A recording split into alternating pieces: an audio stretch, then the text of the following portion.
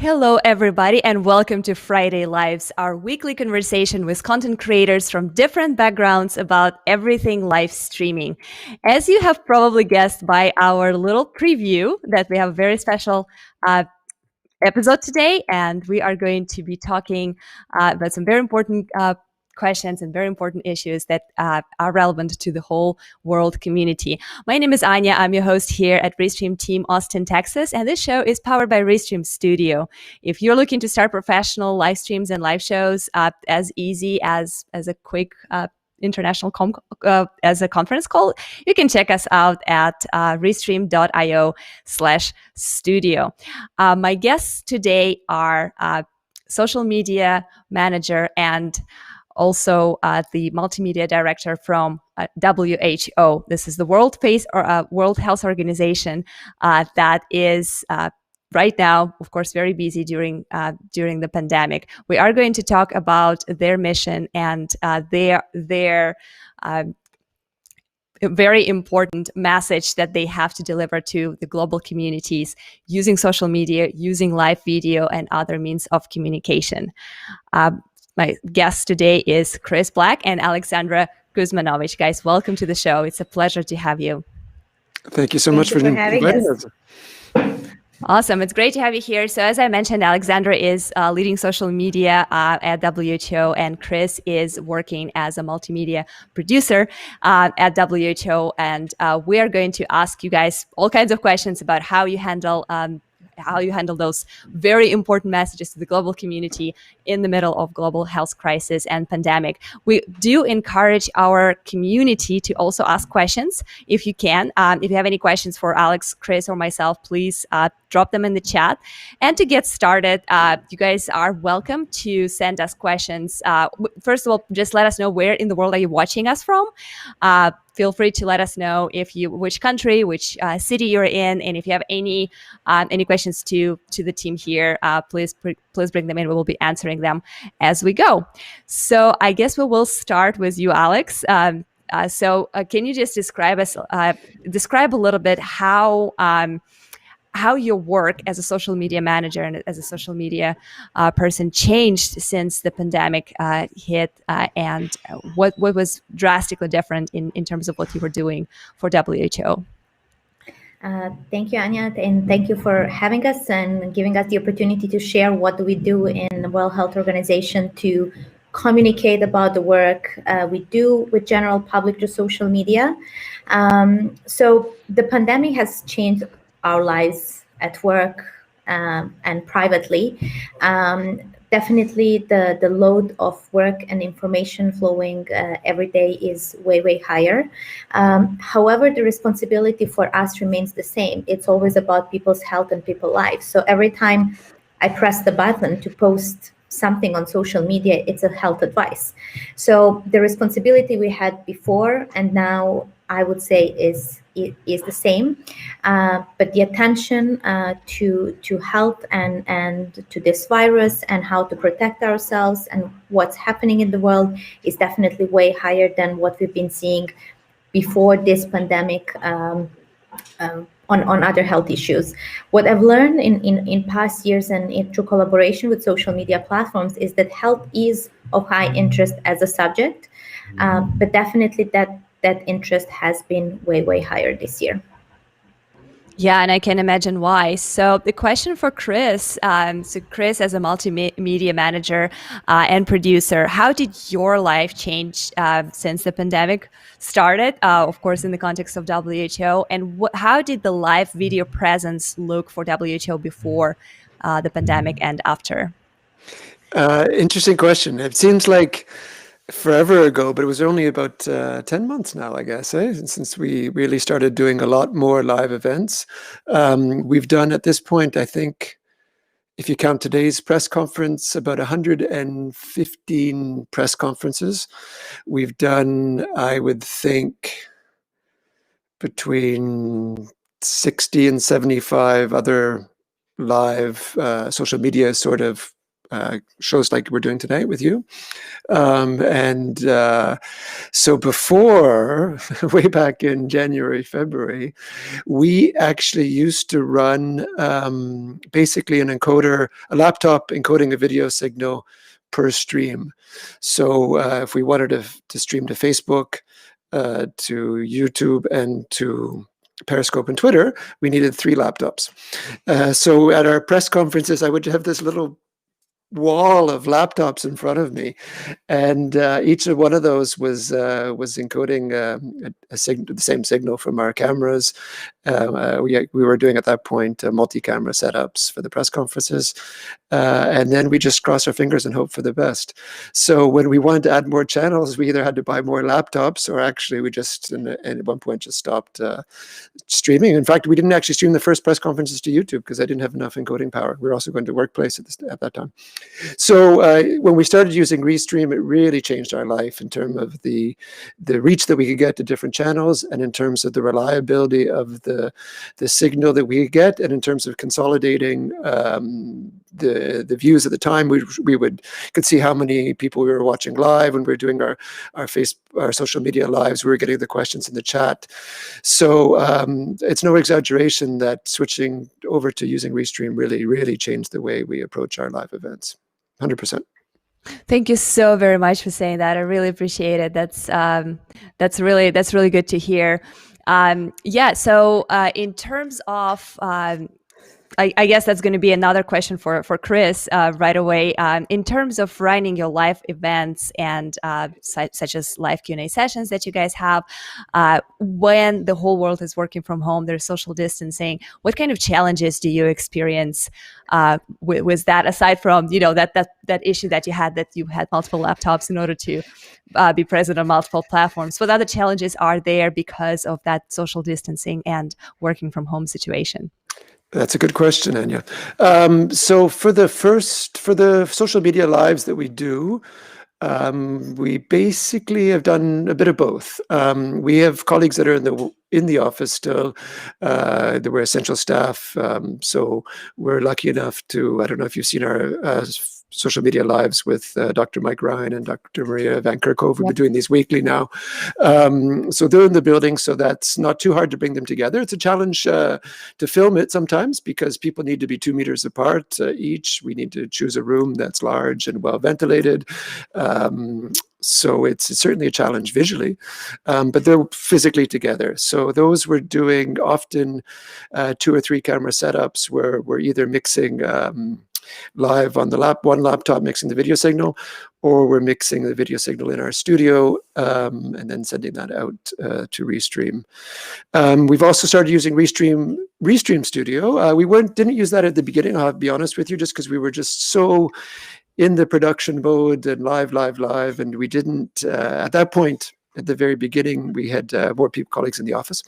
So when colleagues started to work from home and we started to bring in colleagues from around the world, that's where we really started to use Restream Studio a bit more. So we've done that quite a bit.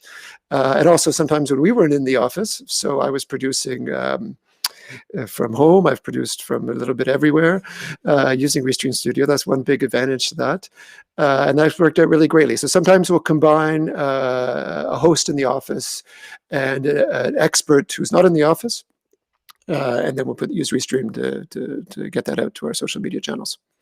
That is awesome. Yeah, great to know that you use the combination of just multi-streaming piece and the studio itself. Just to acknowledge a couple of community members here. Danny is saying, I'm from Rockford, Illinois, USA. Hi and welcome. And there is Danilo saying hello from Brazil, which this is the beauty of studio, right? Like you can make it so interactive, you can include everyone in the conversation. And right away, Charles from Facebook is asking, how many people work at the WHO today? Do you guys know? I work physically in the building or work for the organization? I think for the organization would probably be the most appropriate.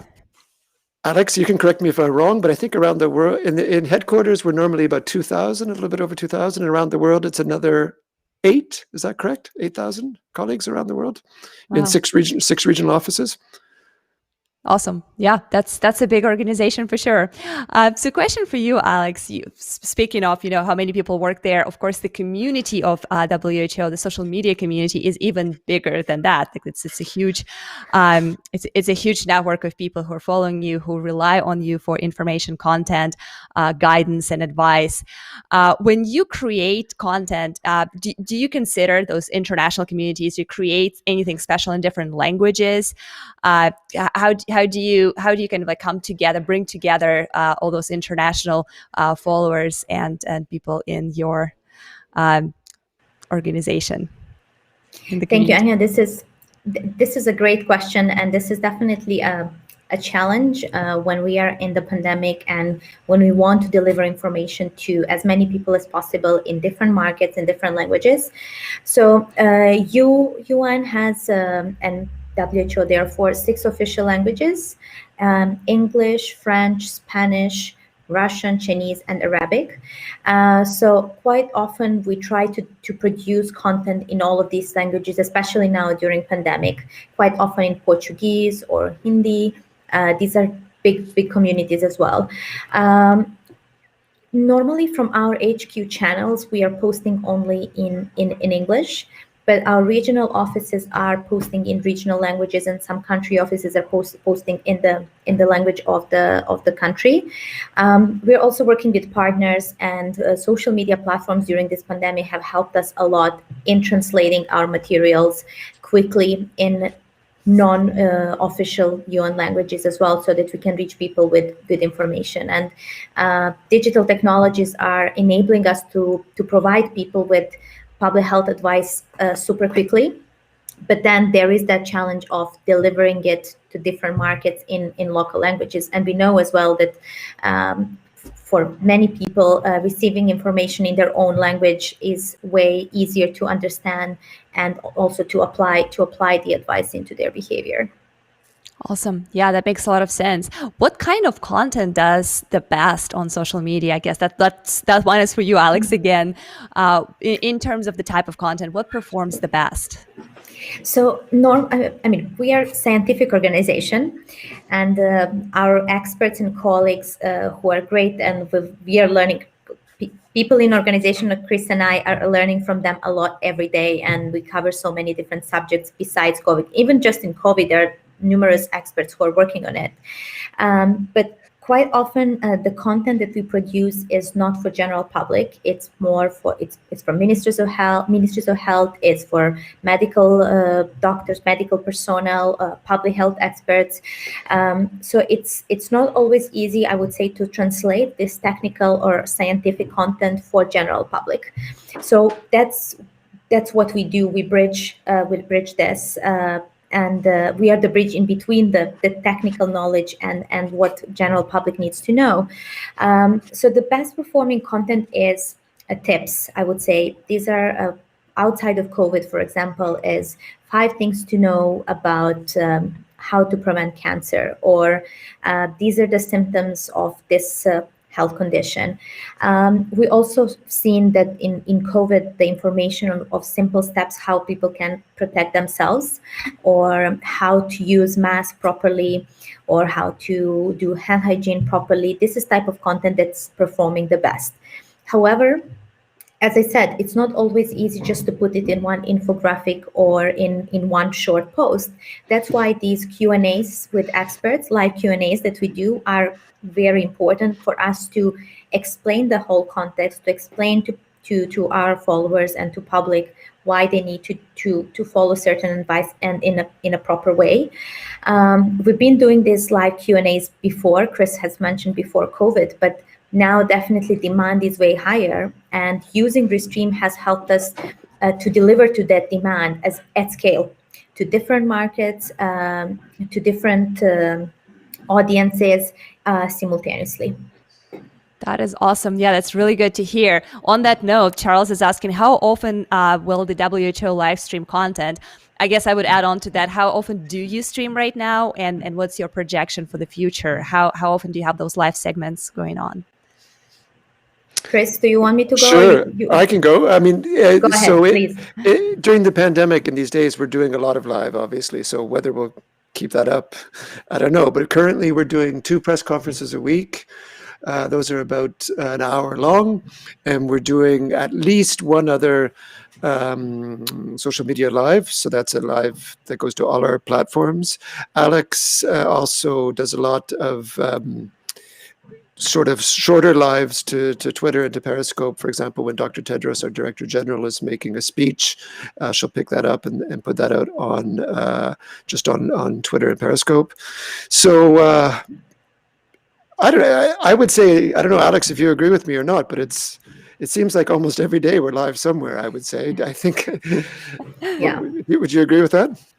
I would, and I don't think it's going to get slower anytime soon. I think the demands are just growing, and pandemic is giving that high interest in health. But I think the internally as well, then the hunger to communicate more using digital platforms. I think we are learning all how to live in this new world.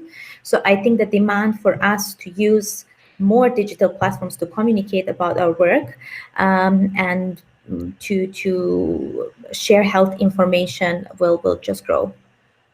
Yeah, absolutely. I also do not see that stopping with the pandemic, because your very important mission of bringing health to people all over the world is not going anywhere, pandemic or not. There's always something to talk about. Speaking about live Q&A sessions that you have, I did see a couple of the latest ones, and I thought that was really interesting way to engage your community. So I was curious, how much effort does it take to run those? How many people are involved? How do you decide on the topics? And also, how interactive are those Q&As? Do you allow the community to send questions in the chat and basically call them out and respond to the questions and concerns from the audience directly while the experts are live? Chris, do you want to start? Yeah, because it's a giant team. So I'll talk about the audiovisual side, and maybe Alex can talk about the social side, because it really is a team effort. So on the audiovisual side, we would have, if we're doing, let's say the show on Wednesdays with Dr. Mike and Dr. Maria, there we're currently doing a 2-camera setup with 1 camera person. We have another person who's switching video, and then I'm probably doing audio. So that's behind the scenes. There's 3 right there. And then over to Alex for the rest of the team. Awesome. Thanks, Chris. So before we go live, we do prepare the concept is we have an expert on particular subject. So we prepare a few questions to start a conversation before we receive questions from the audience. And also we want to receive questions on that subject, not overall, because the expert may not be able to answer any question. So it takes some preparation before the session. Okay, what is the subject you want to talk? What's happening in the news? Is this relevant now? Or sometimes we need to run them ad hoc because there is something happening, a hot issue in the news, how we call it, and we want to clarify some information or to give the advice quickly. So we run them as soon as possible, but definitely take some time preparation for the content before. And as well depends on the experts. Some of the experts as well prefer to do some preparations with us and exercises before we go live. Then during the live, as we know, normally on average we go on 4 platforms: Facebook, Twitter, Periscope/Twitter, LinkedIn, YouTube. We recently introduced Twitch. Sometimes we do it in TikTok as well. So we have then the full social media team monitoring the questions for each platform. Restream is providing us with a great feature that we can see all comments coming together. But sometimes the load, actually quite often the load of all these questions is too many and fast, so that colleagues are monitoring directly on platforms, so we know as well where the question is coming from. So definitely you asked on engagement, that these products are quite engaging. Sometimes we can't take all the questions. It's just we don't have time to take them all, but we are doing our best to curate them real time and to provide answers. So Yeah, I can see that. So that would be 10 people, do you think, Alex, behind the scenes? Yeah. Right, behind, Yeah, and, yeah, and for if sure. we count the people in front, 12 total. Wow. So, That's a lot of people. Yeah, and I can totally see how when you have a very busy chat and like the message is just running, you basically have to have somebody to jump into the chat on the end platform and help out, because if it's busy, it's really difficult to manage it. Yeah, 12 people. Wow, that's a big team running those sessions. Chris, would you like to describe your setup in terms of hardware and software? Like what kind of what are the essentials of live stream for WHO today?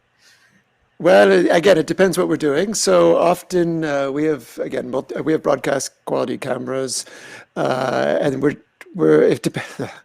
so it's a little bit of everything. So for the press conference, it's broadcast quality cameras with the TV studio doing the vision mixing. The audio is coming from the room, so it's a room sound. It's quite a big setup, because we're also feeding, as well as social media, we're also feeding broadcast media outlets. For the fiber optic link, we have the European Broadcasting Union. We're feeding the other press agencies on another link that we have. So the video signal is going out to a lot of sources. The smaller Facebook Lives that we do with Dr. Mike and Dr. Maria, or shows like that, that's a smaller camera setup. Either we're, again, running the signal back to this TV studio and mixing it there, or we're mixing it on a laptop just simply with Wirecast or something like that. Just a simple cutting back and forth between cameras and taking it that way. And then, of course, we've also done it on Restream Studio, so using nothing but laptops just to do the video signal. Actually, though, sometimes I'll feed a professional camera into the Restream Studio, because you can change the audio and video settings on that, which is great. Which is, I have to say, one thing I've noticed, Anya, since we started using Restream, so February, March, is how much innovation you've done in Restream Studio. So when it started out, it was relatively simple, and then as we got going, there's more options on the video overlays, and then there's more options on video playout, and then there's all sorts of things you can do behind the scenes in terms of your audio and video sources. So it's really been great to see this product evolve over the last 6 months. I think you've made some great improvements, and it's really a usable platform now. Thank you so much for saying that. That is really, really great to hear. Yeah, we do try to think about ourselves as innovators, and we are constantly connecting with our community, trying to get to understand what are the needs, what are the pain points, and hopefully cater to them. So yeah, that means a lot to me. Thank you for saying that. For those who's just joining us, let me reintroduce you real quick. Our conversation today is with WHO. It's the World Health Organization, and we have Alexandra Kuzmanovich here and Chris Black. Alexandra is WHO's social media manager, and Chris is multimedia producer at WHO. We're talking about how non-for-profit international global organizations could use live streaming and social media in order to deliver their very important messages to their communities. So I have a kind of controversial question for Alex. I think it's an interesting question more than controversial. So I'm really keen to know what's your opinion. So with social media these days and with pandemic and with kind of like what's going on in the world in general, there are all kinds of opinions and information kind of like floating in the internet and on social media. For you guys, it's very important to deliver factual, accurate information to the communities because there's a lot at stake, right? There's people's health, people's lives. How do you, if you do, like what is your opinion? What is your strategy to combat misinformation or maybe just not accurate, not qualified opinions about the pandemic, about the virus, or about any other health issues in general on social media? Thank you, Anya. This is a great question, and it is a big challenge that we are facing as organization and as a global community. So so the solution is not only with us, but we are doing our best. And the first thing that we are trying to do is to ensure that people are having access to reliable information.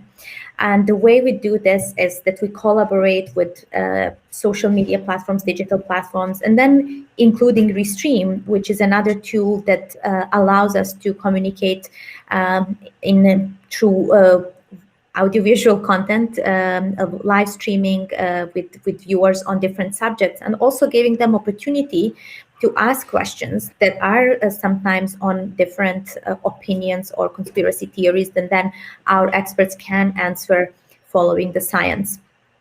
So that's where the big part of my work goes in these collaborations with Facebook, Twitter, LinkedIn, Snapchat, Pinterest, and some new platforms. The same with our colleagues in regional office or country offices and on some other smaller platforms that are just present in particular parts of the world. So we've worked with them on different products and first, when people search for information about COVID-19, they are directed either to WHO or to National Health Resource, National Health Authority. And this is great because the National Health Authority provides information in a local language. This is something that WHO has no capacity to deliver all around the world. Then many of them created additional banners. When you just enter the platform, they again direct you to reliable source. Then they created either news hubs or dedicated COVID-19 pages where they are featuring WHO and National Health Authorities content, updates on a number of cases, latest news, latest public health advice, but also what we did at the beginning of this pandemic, we started a new product, Mythbusters. So when we see that some rumor or misinformation is spreading on social media in the news, we work with our technical colleagues to actually provide science-based explanation that we push on our channels. And this has been widely used by partners and other organizations, which is great because they also translated in different languages, using different channels to reach people with what is the evidence-based information to bust those myths, basically. So these are different ways how we are working with different partners and as organization to address misinformation. Yeah, that's great. That's great. You guys have a solid strategy right there. Chris, did you want to add something to that? Nope, that says it all. And I would like to remind everyone who is watching or rewatching, replaying, listening to our podcast to make sure that if you are looking for accurate and reliable information about health situation, global crisis, and pandemic, you should check out who.int or facebook.com/WHO. You can also connect with the content that Alex and Chris are creating on those on the official website as well as on their social media channels. Do not trust rumors. Check your facts and get your information from reliable sources. That's definitely the best way to go.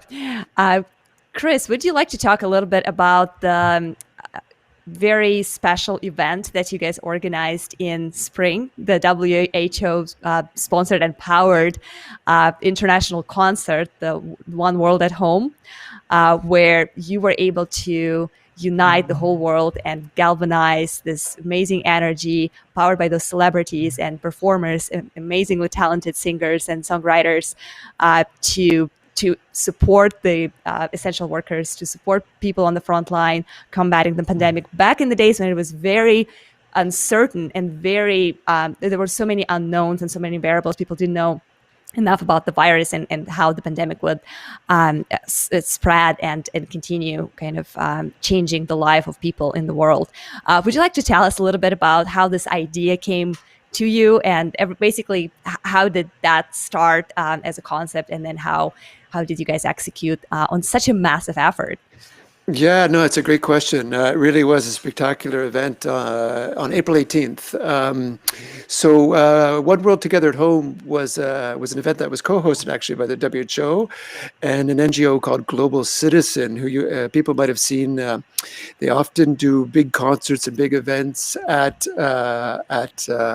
important world events. You see them there very often. So it was a collaboration with them, with their CEO and a colleague on our team called Paul Garwood, who really pulled that together and spread the word. And then we had a lot of help from someone everyone knows, Lady Gaga, who helped host it, who helped choose the artists that were involved, who helped promote it. She joined a few press conferences leading up to the event.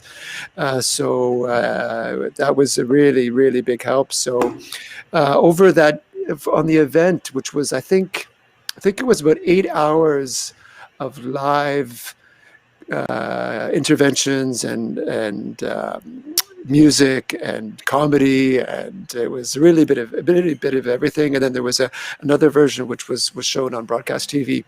So we had 72 artists: Elton John, Billie Eilish, Taylor Swift, Jennifer Lopez, Sam Smith, the Rolling Stones. Who else was there? I mean, it was just Paul McCartney, Paul McCartney, yeah. Michelle Obama, the Secretary General of the UN, and of course Dr. Tedros, our Director General, who opened it and closed it. So it really was a spectacular event that raised $127 million, winning Guinness World Record, actually, for the most amount of money raised in an event. And a lot of that money went to the COVID-19 Solidarity Response Fund, which is a fund that we work with the UN Foundation on, and then some other foundations as well. So it really was a spectacular event. And that's something we haven't talked about yet, is I forgot another way that we use Restream. Is actually we took the feed from Global Citizen for that, because they were also broadcasting on their platforms. So we took the feed into our Restream and then put it out on all our channels. So that's something that I use quite often, is the RTMP streaming options that Restream has. So I'll take a feed from something like Zoom, example. I'll output from Zoom into Restream, and then from Restream to our social media channels. So sometimes you don't even need a broadcast studio or broadcast cameras. You can use Zoom to bring people together and then feed out that way. So that's something that's really handy, taking that from anything that can generate an RTMP signal. You were asking about other events such as the Together at Home. We've actually done two other ones where we used Restream to help broadcast those. We did an event in May called Walk the Talk, which was, I think, a 3-hour show that we put out as live, with, again, music, and it had sporting events, and it was really on the theme of physical exercise and mental health. And then again on mental health, just recently we had a fantastic thing called the Big Event for Mental Health, which was hosted by Femi Oke, and that we put that out on, again, it was an event that we put together and played it out live using Restream, and it had a probably the peak of the show was a special performance by the Korean K-pop band Super M. So that came in the middle of the show, and that had lots and lots of views and lots of great feedback. So looking at mental health, the issue of mental health around the world, so part of it was focused on COVID and people working on the mental health issues during the COVID times, but more importantly was just on mental health and how people can improve their mental health and how much we need to stay together during these times, and listen to people and talk to people and be there for each other in these crazy days. Yeah, this is amazing how music and art and people with influence, opinion leaders, could help deliver your important message and also combine it with great entertainment experience. I remember watching the One World concert and thinking, wow, this is amazing. Like how all those people genuinely kind of showed up, right? Like invited the community into their homes, shared something intimate with them. I remember watching, of course, Paul McCartney is a big hero of mine, sharing like his personal story about his mother being a nurse. And it was just so inspiring that even in the darkest moment of that pandemic, when there were, like I said earlier, so many unknowns, it felt like we are united, we are together. And even those kind of unreachable celebrity people are actually here, and they showed up for the world, for the community, and for the first responders. It was very inspiring. A couple of questions from the community. I think it's an interesting one from Mark here. And Alex, apologies for blocking you. Let me actually swap you guys real quick here. What workflows have you been forced to change to cope with the pandemic that you will actually stick with after this is all hopefully over? I like the hopefully there, Mark. We do hope that this is going to be over at some point. Any specific examples for both of you, Alex or Chris? Go for it, Alex. So, two things on my side. Our social media team was only 2 members when this pandemic started. We got additional 4 colleagues, and that's one thing that I hope that we will remain expanded. And I guess the same for Chris' team. And definitely the tool we got to use and to learn how to use Restream, we'll definitely continue using it in future. So I think these are the 2 things that I'm hoping to keep. Yeah, it's nice to hear from Mark, actually. Mark is a very talented video producer, so thank you, Mark, for your question. It's nice to hear from you. I don't know, I would say, what if we're dropping lots of product names. Another one that we could drop maybe is Live View. We've used actually one of the little Live View units to go to live to Restream. So something like that, where we can just go live quickly and on the go, and from using whatever technology at hand. I think that's something that will really continue. That's something we didn't do a lot of before. So that's something that we'll do more in the future. And I think the way that we could just harness all these platforms together is really amazing for me. That you're not live on one platform, you're live on 5, 6, how many you want to broadcast on. That's just incredible. And that really has just extended our reach so much. And just like Alex was talking about before, different audiences. For example, when we're live on LinkedIn, we find we get different questions, and then we get live on Facebook. So that way we can do one event, and we can receive questions from people from all over the world on such many different topics. It's really inspiring, and it's such an opportunity. Do you remember when we were doing it back to back? So we do it. We do it for Facebook and Twitter, then we do it for LinkedIn, and then we would do it for Instagram. And actually, when we introduced TikTok Live, was thanks to Restream as well, because we managed to get TikTok on the platform. So you definitely saved our lives and our time, because I think it would be impossible with the load of work in this pandemic for us to do back-to-back lives. I mean, the experts don't have that much time to sit the whole day and answer questions. So this was the best possible way for us to do it. And one thing as well, I see that some questions are coming regarding Instagram.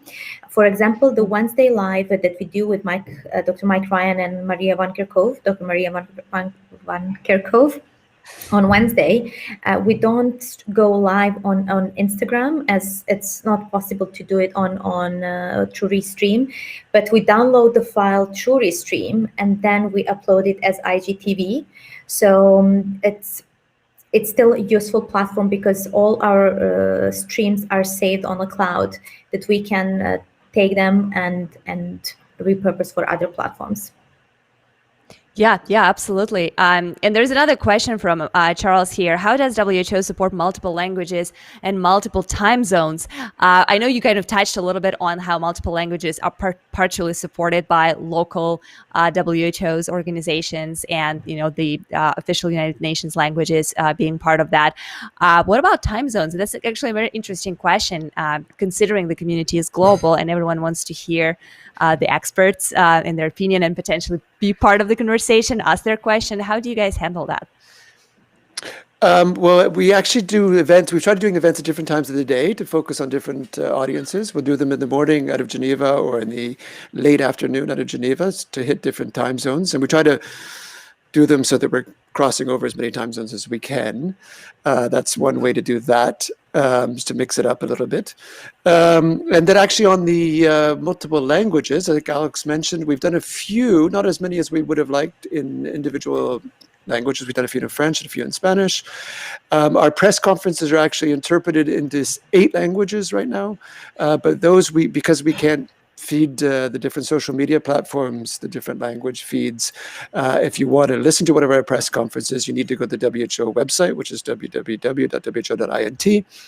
And there you can find a player that lets you choose which languages you can listen to. So it's, like Alex said, English, French, Spanish, Arabic, Russian, and Chinese. And then we're also doing Portuguese and Hindi. And then the journalists that are on the press conference can ask questions in all of those languages, except for Hindi. The Hindi is only one way. The other thing, I don't know if you've noticed, that we do on the press conferences is we have a live caption service. So we have a human who's behind that, who's typing away on one of these court kind of transcribers that they use for live captioning. The team for that is based in the UK. And then we're incorporating the feed that we get from them at the point before we go to Restream. So we merge the video signal from the studio with an overlay of this text from the captioner, and that's what we put out to social media with the English language feed from the press conference.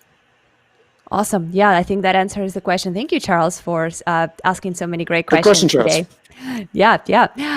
So a couple more questions for Alex in terms of social media content. I think promotion, basically, because I think some of non-for-profit organizations that are smaller than the WHO would like to kind of see how you guys do that and potentially try to follow your lead.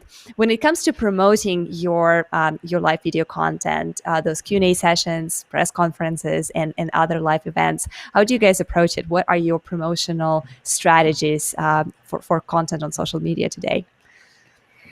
So for press conferences, our media team colleagues are sending always a media advisory to our media list for every press conference that we are organizing. So it's the same for these 2 now that we have per week on COVID-19. We also, at some point, I think earlier in the outbreak, we were promoting that we are having weekly pressers. We start with everyday pressers, then we reduce to 3 times, and then we reduce to 2 times a week. So it's now, most of the time, it's Mondays and Fridays, 5 p.m. But for example, today we had it 11 a.m. Geneva time. So this is mostly communicated to media, and also on our Twitter channel. If the time has changed, we would also tweet about it. For other lives, we didn't have a practice of promoting it. One reason is because we were advised by social media platforms that the algorithm actually prefers if it's not promoted, then you just go live. Also, your followers receive notification when you go live, so it gets more attention by the algorithm organically once you go live. So that's one reason. But also, as we have numerous experts, but they are all having tiny teams and covering so many things. Their schedules are also tight. So we do schedule a live to go at, let's say, 5 p.m., but sometimes we are running a bit late, or sometimes something happens, emergency happens, and we need to postpone. So our strategy has been not really to promote these in advance, to not to raise expectation in case something happens and we can't deliver. Currently, with those weekly lives that we are running with Dr. Mike and Dr. Maria, we are also informing media about them. And depending on the subject, sometimes we are asking people to share their stories in advance. So that's the way as well to promote the live content, and also to encourage engagement and participation in a different way, not just asking questions, but also sharing stories. Because, as you said, we are all in this together, and we also, depending on the subject that we are talking about, we want to give the opportunity to our viewers to share as well what they have done and how they have supported someone, or how they are coping during this time. Awesome. This is very inspiring, and we'd also encourage our community, if you guys want to share any kind of pandemic related stories in the comments to these videos, please go ahead and do that. We would love to hear them, and hopefully maybe share our advice, our thoughts on that. Do you repurpose your content? Whatever you stream live, do you then take that content and do something else with that? Podcast, short video clips, or social media, anything of that sort? We do. So, as I said, one thing that we definitely do with these weekly lives is that we take them from Restream, and then, if needed, we adapt a little bit so that we can fit it into IGTV format. That's one thing that we regularly do. Depending on the subject, depending on the questions as well when we receive. I mean, the latest funny one was, I think in 2 weeks ago, we had a question about Halloween and how to celebrate Halloween safely during COVID. So a colleague, Marta, on Chris' team, she helped us to cut that clip and to edit it in a Halloween style and layout. And then another colleague, Janavit, created some extra materials based on the content that we received, that we had from the live, and we share this advice, this information and advice prior to the event. Sometimes there are some other issues, or our expert explain how certain advice should be taken, or how the science work, etc. So depends. It's not necessarily that every time we cut everything into clips, but quite often we do. And I think Halloween was a great example as well that gave us some creativity. Awesome. Do you guys plan to do something similar for upcoming holidays? Because in the US, we're expecting quite a lot of questions about how to celebrate Thanksgiving. And of course, all over the world, people are asking about Christmas celebrations. Traditionally, family holidays, family gatherings are expected and very much craved by people isolating for the good part of 2020. Do you plan to give any kind of fun social media catered guidelines for people who can't wait to celebrate the holidays, but also want to do it safely? Definitely. Even before COVID, prior to Christmas holidays, we would do a series of lives on healthy diet, because we know that everyone likes to eat sweets and tasty food, which is not necessarily always healthy, and we want to enjoy holidays, but then we advise people to do more physical activity. So we would do a series of lives on healthy diet, on physical activity, on road safety, especially as during celebrations, people may drink alcohol, and what we are trying to advocate, not to drink and drive, to be safe, especially if it's cold weather, icy, etc. So we are thinking on different situations and the content that we already having, then in particular to repurpose it during holidays, and definitely we'll do something this year in the context of pandemic, but it will depend on the epidemiological situation as well, how the advice will be communicated. And we will pay close attention to that and make sure we check those advice and ideas out. I think to wrap this up, one of my last questions will be for Chris. For organizations of smaller size and scale who are also thinking that leveraging live streaming and video content is something that they and their communities could benefit from. What would be your advice in terms of where to get started, like how to begin regular live streams, for your good cause, non-for-profit organization, when you might not necessarily have a lot of budget or a lot of resources in terms of manpower? What would be your recommendation considering your experience? Well, I think something like Livestream Studio is a great example of what you can do without a lot of budget. So really, I don't know if budget's the what's going to hold people back now. It's really having the idea, having the concept, having the interesting content, and doing things regularly. I think that's key. So that's something that, working with Alex, we really focused on in terms of making engaging content and making impactful content, and trying to communicate clearly public health information.